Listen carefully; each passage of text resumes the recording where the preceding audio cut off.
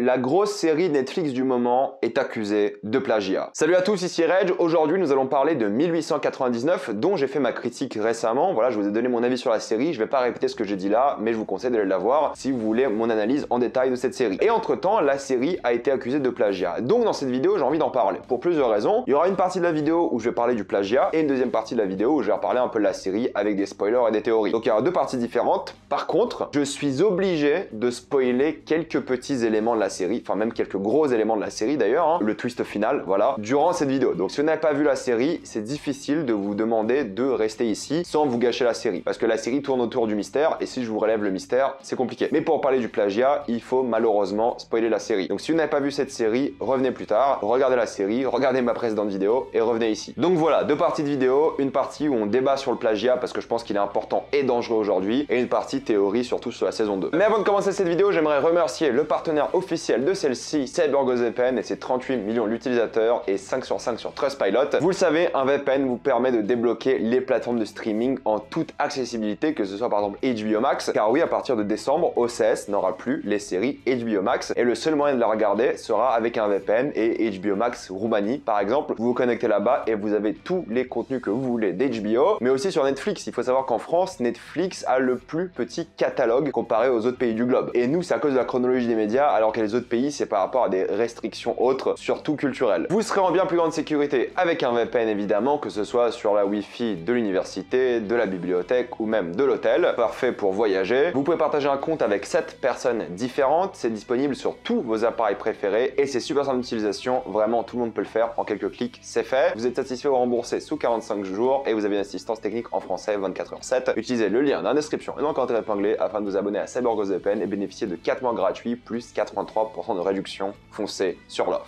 Donc un peu de contexte, 1899 est sorti ce 17 novembre, jeudi dernier, et par les créateurs de Dark, qui signent donc une nouvelle série Netflix, que j'ai donc évidemment regardé en entier. Et ce qui s'est passé ce week-end, je suis désolé, je me permets de prendre mon téléphone parce que ça sera plus simple pour lire, une autrice et illustratrice brésilienne de comics a dit, et je vous mettrai l'image en même temps, et je cite, « Je suis en état de choc ». J'utilise la traduction Twitter. Le jour où j'ai découvert que la série 1899 est juste identique à ma BD Black Silence parue en 2016. Première chose que j'ai envie de vous dire par rapport à ça, c'est que je vais essayer d'être objectif. Elle dit que sa BD est sortie en 2016. J'ai fait quelques recherches. Sa BD a été quasiment diffusée qu'au Brésil, quasiment pas traduite, parce que je suis allé voir la BD, je suis allé lire quelques segments de la BD. C'était pas facile de trouver des traductions de une, et en plus c'était clairement destiné au marché brésilien. C'est pas une œuvre qui s'est beaucoup exportée. Ensuite, elle dit que 2016. Moi, je pense honnêtement que les auteurs de 1899 ont cette idée-là depuis longtemps. Car au fait, tout simplement, quand vous créez un projet comme ça, c'est rare d'avoir une idée, surtout une idée où il faut vraiment la construire en avance, avec plein de mystères, des choses comme ça. C'est rare d'avoir une idée comme ça à 2 ans de la réalisation d'un projet. Donc je pense qu'ils y pensaient déjà pendant qu'ils faisaient Dark. Ça, c'est que la spéculation, mais quand même. Et elle partage donc 2 images que vous voyez là. C'est une image de sa BD, Pyramide Noire, et une pyramide noire de la série. Est-ce qu'on peut dire à cette dame qu'en effet, les pyramides noires, on en voit dans quasiment toutes les œuvres? Il faudrait dire aux Égyptiens d'arrêter de faire des pyramides, mais c'est une architecture commune dans les œuvres de science-fiction, dans les œuvres de fantasy. C'est quelque chose de commun, que ce soit en jeu vidéo, série ou film. Je pense qu'on peut trouver plein d'autres œuvres, j'en connais, hein, où justement t'as des pyramides noires. C'est pas la première série qui fait ça. Donc déjà, pour moi, le trade commence mal. Pourtant, il a 300 000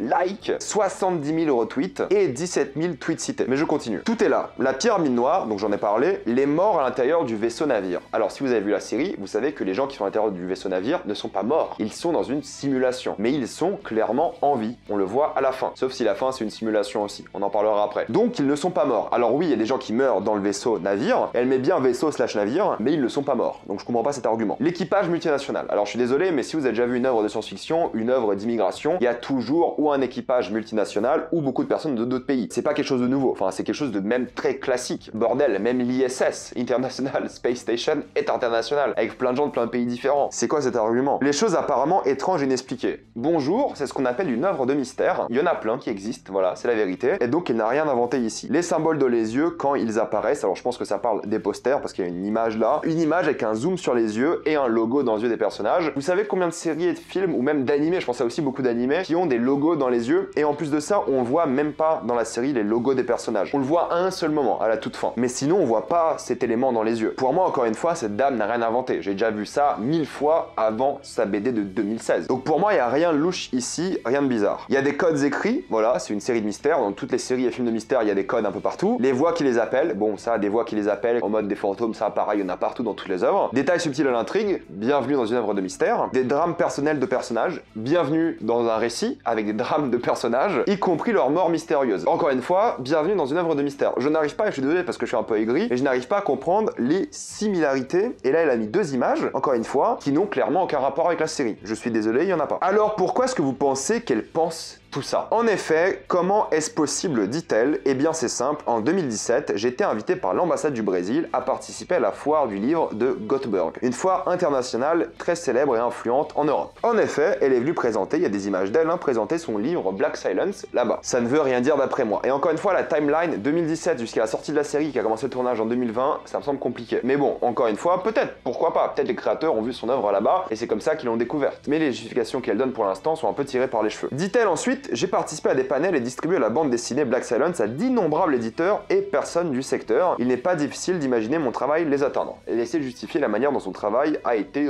consulté par les créateurs. J'ai non seulement livré la bande dessinée physique, mais j'ai également rendu la version traduite disponible en anglais. Voilà, c'est pour vous dire que c'est pas évident de trouver cette version en anglais. Elle a dû en faire elle-même une, justement pour la foire. Et elle continue en disant, j'ai beaucoup pleuré. C'est triste, je vais pas vous dire le contraire, c'est triste qu'une femme pense voir son œuvre quelque part et qu'elle pleure. Pourquoi? Mon rêve a toujours été d'être reconnue pour mon travail à l'échelle nationale et internationale. Et je pense qu'honnêtement, madame, là, elle a fait la foire du livre de Gothenburg, elle a été un peu reconnue. Déjà qu'elle vendait son livre au Brésil, ce qui est cool, donc elle a eu une reconnaissance nationale, et en plus de ça, maintenant elle a une reconnaissance internationale, et elle allait quand même faire une foire, comme elle dit, influente et connue. Donc c'est de la reconnaissance, clairement. Et voir une telle chose se produire me brise vraiment le cœur. Et elle pense donc vraiment que les créateurs lui ont volé l'œuvre. Nous savons qu'au Brésil, nous avons peu d'occasions de montrer notre travail et d'être reconnus pour cela. Ça, je peux le comprendre, cet argument. Honnêtement, je peux me dire, voilà, au Brésil, c'est tout à fait possible qu'il y ait des choses comme ça qui se passent, parce qu'ils sont moins reconnus que des créateurs occidentaux. Mais je suis désolé, si on parle de l'Allemagne, clairement, on n'est pas sur un secteur qui est aussi tout le temps reconnu mondialement en termes d'art. Il y en a, mais pareil pour le Brésil, il y a des exceptions. Et de plus en plus, le Brésil est reconnu pour ça. Évidemment, l'Allemagne a un plus gros bagage culturel de ce point de vue-là à l'échelle internationale et occidentale, justement parce que c'est un pays de l'Occident. Je suis d'accord avec elle. Pour le coup, c'est dommage que le Brésil n'ait pas plus d'influence sur le monde, mais les séries de streaming, surtout HBO par exemple, investissent beaucoup au Brésil, parce qu'ils savent qu'il y a un gros marché là-bas. Et elle met une image de fin de la série où on voit une femme ici avec une sorte de casque de vaisseau spatial. Encore une fois, pour moi, cette image-là ne symbolise rien du tout. Combien de séries ou de films avez-vous vu avec cette image-là?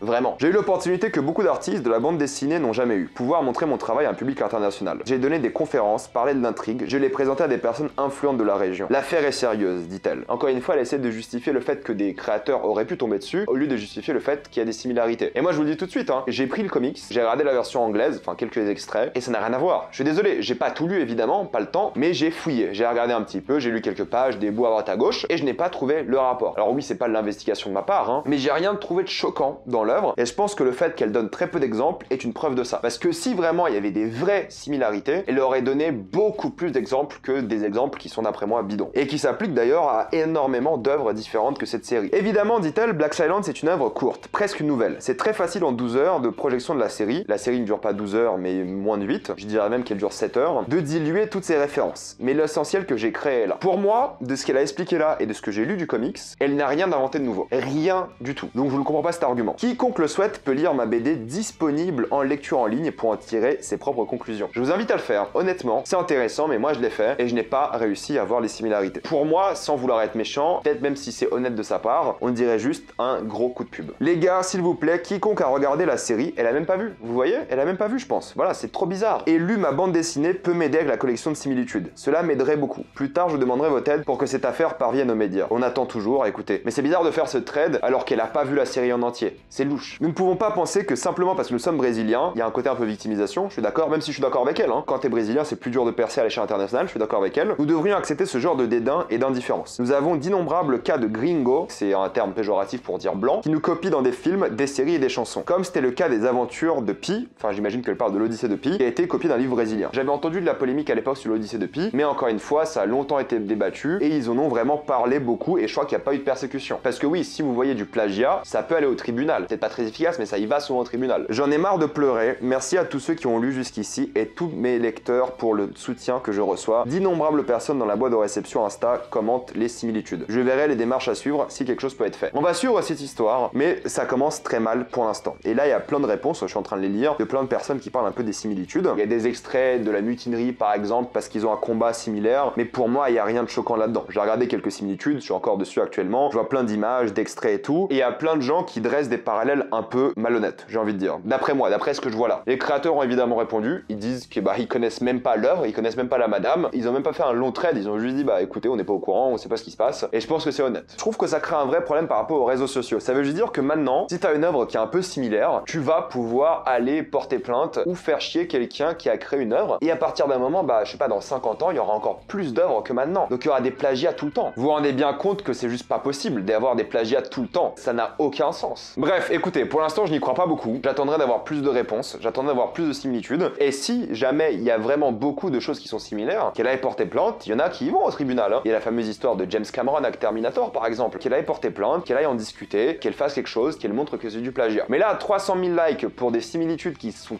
très approximatives, qui ne symbolisent en rien la série et qui pourraient s'appliquer à plein d'autres œuvres, je trouve que c'est le problème des réseaux sociaux. Quelqu'un balance ça en jouant entre guillemets sa victime, et peut-être elle le pense vraiment, tant mieux pour elle. Tu te victimises à fond en disant qu'on m'a copié, en ayant des arguments bidons, ça ne marche pas. Elle aurait dit ça, la même chose qu'elle a dit là, avec plein d'arguments, un thread long de 50 tweets avec des images, plan par plan, des trucs, une vraie étude, mais quand elle a fait ce truc, elle a même pas lu la série. Et puis les gens vont chercher des similitudes dans des endroits qu'il n'y a pas, parce que maintenant ils vont voir cet avis biaisé. Ah, ça ressemble à tel passage là, mais au lieu d'un navire, c'est une falaise. Mais au lieu de cette mutinerie là autour de la salle du charbon, c'est dans la salle du capitaine. Et plein de choses comme ça, juste parce que ça ressemble. Mais on peut faire cet exercice là avec plein d'œuvres différentes, et je trouve ça malhonnête intellectuellement. Je suis désolé. Peut-être je fais aigri parce que j'ai bien aimé la série et je suis un peu biaisé parce que j'aime bien les créateurs, mais à un moment, moi je suis ouvert au débat. Montrez-moi des vraies preuves, montrez-moi des choses concrètes. Bref, je vais arrêter de parler de ça, maintenant je vais reparler un peu de la série et donc parler un peu de la fin et mes théories de la saison 2, mais je veux quand même votre avis sur cette histoire de plagiat dans les commentaires. Je vais aller assez vite parce qu'il n'y a pas grand chose à dire. Donc la fin se finit dans une simulation et on voit donc dans l'œil de Mora, on voit le fameux triangle à la fin qui induit encore une fois que c'est de nouveau une simulation. Donc 2099 serait une simulation. Regardez bien le nombre de pods à la fin. C'est une salle sans porte avec plein de pods différents, mais c'est difficile de reconnaître les personnages car ils n'ont pas la même pilosité faciale, ils n'ont pas les mêmes coupes, on a du mal à les reconnaître. Et j'ai l'impression que Daniel n'est pas dans les pods, si je dis pas de bêtises. Donc ça c'est clairement important. Évidemment le bateau s'appelle Cerberus, c'est l'histoire de l'animal qui empêche les morts de quitter le royaume des morts, qui est un peu en rapport avec l'histoire, sauf que là c'est une simulation et pas des gens qui sont morts. Mais bon, évidemment Cerberus ne vient pas de nulle part. Une théorie sur le fait que Kiaran, donc le frère de Mora, c'est pour ça qu'il n'y a pas de casting à la fin, serait une IA qui a été créée là par Mora. Mora, au fait, est la méchante de la série. Elle a profité du voyage spatial pour, évidemment, je sais pas, découvrir d'autres planètes, de faire ses tests, de faire ses simulations pour son compte à elle. Elle a créé une IA dans le cas où elle a des problèmes et il faut accuser quelqu'un de dire que c'est la faute de l'IA qui a pété un câble, ou la faute de Kiaran, peut-être c'est une vraie personne, mais si c'est une IA, lui, ou elle, du coup, pour qu'elle puisse faire ses expériences. Donc l'idée, ça serait que c'est elle la méchante et pas par exemple le père, qu'on ne revoit d'ailleurs plus dans la série. Donc est-il mort, est-il coincé dans la simulation? Qu'est-ce qui se passe? J'aime bien cette théorie où tu dis que la protagoniste que tu suis est réellement la méchante de la série. Pourquoi pas? Certaines personnes ont compris que Daniel est le frère de Mora. Non, en effet, Daniel est le mari de Mora. Par contre, est-ce qu'il existe réellement? Ça, c'est un autre débat, parce qu'on ne le voit pas à la fin, pour le coup. Et il y a tout un rapport par rapport au livre de Kate Chopin qui s'appelle L'éveil, que Mora lit un moment dans la série. C'est peut-être de là qu'elle inspire justement la simulation de cette fantaisie, car il me semble que le livre se passe en 1899. Et évidemment, il ne faut pas regarder cette série en VF pour la simple et bonne raison qu'en VF, les personnages parlent tous français. Et en VO, les personnages parlent des langues différentes, donc ils ne se comprennent pas tout le temps. Si vous regardez en VF, ils se parlent tous français et ils ne se comprennent quand même pas. Donc ça n'a pas de sens. Il faut évidemment regarder cette série en VO, sinon ça n'a pas de sens du tout. Mais on ne sait toujours pas depuis combien de temps ces gens sont dans la simulation et il y a combien de couches à cette simulation. Ça fait penser un peu à Dev, si vous l'avez vu cette série. C'est intéressant, voilà. Mais c'est un peu tout ce que je voulais dire sur la série en plus, parce qu'il n'y a pas beaucoup de débats à avoir. J'ai pas grand chose de plus à dire. Je voulais vraiment parler du plagiat plus qu'autre chose durant cette vidéo. Les théories, voilà, je trouve qu'elles sont pas forcément fondées sur beaucoup et on peut pas beaucoup théoriser. C'est ce que je disais. La série nous a pas donné assez de réponses. Et du coup, nous a pas donné assez pour théoriser. Enfin bref, je vais m'arrêter là. Mettez-moi ce que vous pensez de ce plagiat. Mettez-moi ce que vous pensez sur les théories sur la saison 2. Tout ça dans les commentaires. Comme d'habitude, pensez à vous abonner à la chaîne pour plus de vidéos. Mettez un j'aime, ça aide beaucoup la chaîne. Suivez-moi sur tous mes réseaux et avant de quitter cette vidéo, pensez à utiliser le lien dans la description et dans le commentaire épinglé afin de vous abonner à CyberGhostVPN et débloquer tout internet et toutes les plateformes de streaming en toute accessibilité et sécurité. Tout ça pour 2,03€ par mois plus 4 mois gratuits. Foncez sur l'offre et moi je vous dis à la prochaine fois. Salut à tous.